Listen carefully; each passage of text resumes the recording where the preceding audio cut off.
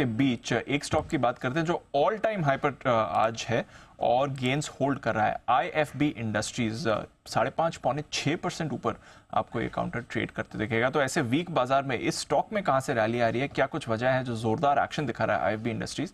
आइए पूजा से जरा एक बार समझते हैं। पूजा बताइए क्या हो रहा है यहाँ पर। बिल्कुल दीपांशु, जैसा कि आपने कहा कमजोर बाजार में भी ये स्टॉक आज चल रहा है और यहीं पर मैंने थोड़ा हाईलाइट किया, उस पर ढूंढने की कोशिश की, क्योंकि स्टॉक 2 दिनों से चल रहा है। कल भी करीब 12-13% ऊपर था, आज भी कमजोर बाजार में देखिए 6% की मजबूती ये स्टॉक दिखा रहा है। पिछले 1 महीने से लगातार अप ट्रेंड में है, 17% ये स्टॉक चल चुका है और जब से पहली तिमाही के नतीजे Q1 के नतीजे कंपनी ने घोषित किए, स्टॉक में एक तेजी का ही ट्रेंड लगातार बना हुआ है। इनकी कूलिंग प्रोडक्ट सेगमेंट में मजबूत ग्रोथ दिखी है। आगे के लिए भी काफी सारे तेजी के ट्रिगर्स हैं जो कि कुछ रिपोर्ट्स और खुद मैनेजमेंट भी हाईलाइट कर रहे हैं।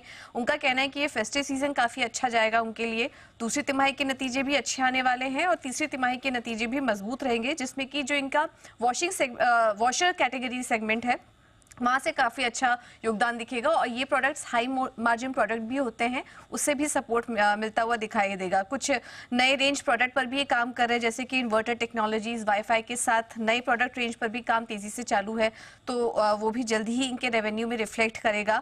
और कंज्यूमर ड्यूरेबल इंडस्ट्री पर अभी हाल फिलहाल में क्रिसिल की भी रिपोर्ट आई है, जिसमें कि उनका कहना है कि वित्त वर्ष 2025 के अंत तक कंज्यूमर ड्यूरेबल का सेक्टर की आय में करीब 8 से 10% की ग्रोथ देखने को मिल सकती है। रॉ मटेरियल कॉस्ट में कमी से भी इनको फायदा मिलेगा। ग्रामीण क्षेत्रों से मांग काफी अच्छी नजर आ रही है और प्रीमियम अप्लायंसेज और स्मार्ट टेक्नोलॉजी के लिए भी डिमांड काफी अच्छी नजर आ रही है। शेयर का ट्रेंड भी काफी अच्छा है। पिछले काफी समय से अगर देखें तो पिछले 6 महीने में 51% चल चुका है ये स्टॉक। पिछले 1 साल में 157% की तेजी दिखा चुका है और मार्जिन के ट्रेंड भी काफी अच्छे नजर आ रहे हैं और इस बार तो Q2 Q3 में कंपनी खुद भी कह रही है कि मार्जिन के नंबर्स अच्छे रहेंगे। आप अगर ट्रेंड देखें, पिछले साल Q1 में 3.1 था, अब वो बढ़कर 6.4% यानी कि लगभग दोगुने मार्जिन हो चुके हैं। इस वजह से हम देख रहे हैं कि लगातार ये कंपनी एक तेजी दिखा रही है।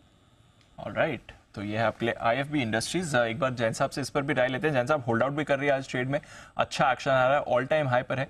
आपका व्यू सर आईएफबी पे? बिल्कुल याद है मुझे, अनिल जी के साथ जब पहला शो किया था अप्रैल में 2018 में, तब आईएफबी एग्रो इनकी ग्रुप कंपनी मैंने बताई थी, बट उसके बाद मैंने बहुत ज्यादा जिक्र उस स्टॉक पे किया नहीं। बट आईएफबी इंडस्ट्रीज सर्टेनली एक अच्छी कंपनी है और बेहतरीन रिजल्ट्स पिछले कुछ क्वार्टर से दे रही है। और मुझे सबसे बढ़िया चीज लगी, प्रोमोटर्स की हाई शेयर होल्डिंग रहती है और एफआईआई भी रहते हैं, तो स्टॉक में कुछ भी पॉजिटिव न्यूज आती तो चलता। और पॉजिटिव न्यूज कुछ ये भी चल रही है कि व्हाइट गुड्स पे जीएसटी को लेकर, अगर व्हाइट गुड्स पे जीएसटी कम होती है, जो कि आजकल एक तरीके से उसका ओनरशिप कोई लग्जरी नहीं है, तो हो सकता है कि जीएसटी अगर कम होती है इस सेक्टर में तो सर्टेनली बहुत फर्क पड़ेगा। और जो एमएसपी इंक्रीज हुई है तो उससे भी रूरल डिमांड पे, वैसे ही सरकार काफी फोकस्ड है रूरल डिमांड पे। अभी भी जो सुनने में आया था कि वहां पे भी एक अच्छा अपटिक और भी आने वाले दिनों में मिलेगा।